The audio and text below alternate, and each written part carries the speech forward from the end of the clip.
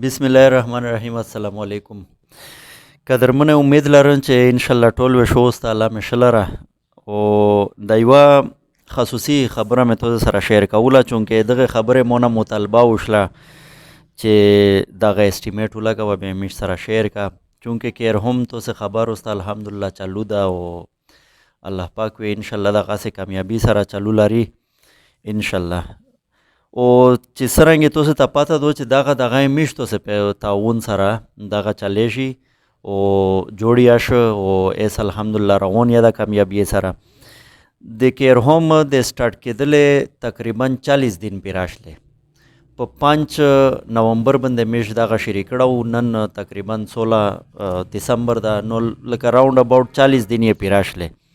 مونه خلک دا مطالبه وکړه، ډېر خلک ډونیشن ارلاجي به هغه ته وویل چې میشته چې داسې وکړي شکور بای چې پر هیډ میشته پته ولګي شي چې په یو کاز باندې د میاشتې یا د ورځې څومره خرچه کېږي په میش هغه قسم ترتیب تو سره چلایي.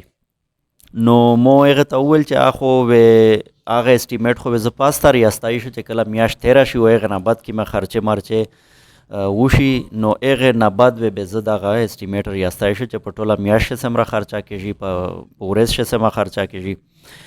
نو هغه چې کوم ټول تفصیل ده مو په مخ پرېږد ته هغه ټول خرچې او پلس هغه نه علاوه تنخې، چونکې 3 کسان مې خدمتګاران نیولي دي په 8,000 باندې 8,24,000 روپۍ دي تنخې دي، او هغه نه علاوه په د ټوله میاشت 77,120 روپۍ خرچه شوي دو.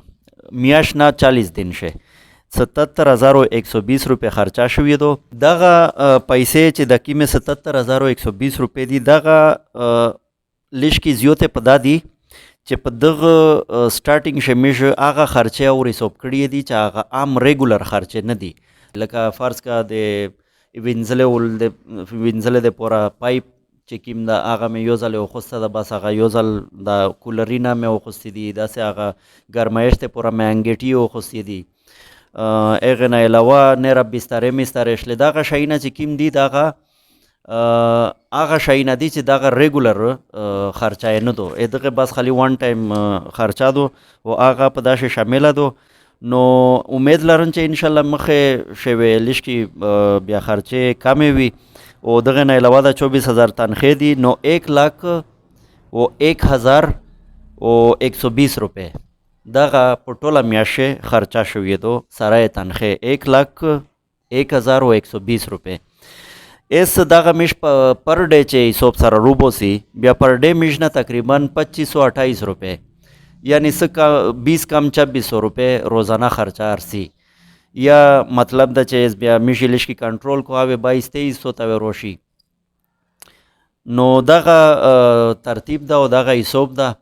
اس د هر چا خپل مرضی دو چې هغه میشته پر ډے ارلاجي دغه پر ډے چې کوم مو 2,500 روپۍ مې یو د کړې 2,528 روپۍ په داسې د ټول کیر هم ولا پر ډے مو یو د کړله چې پر ډے پاشه چې کوم مختلف خرچې دي هغه تقریبا 25-2600 روپۍ پابند ارسی. ایس ته هر سړی بیا خپل ځون ته سوچ کوي، هر سړی د خپل واس توفیق مطابق میش سره تعاون امداد کوي او دغه مو سوچ وکړو، بلکې خلک هرته وویل چې دا به میش د پوره سوکا شي چې سیک ته څومره پیسې درله شي. تو ډېره مهرباني. والسلام.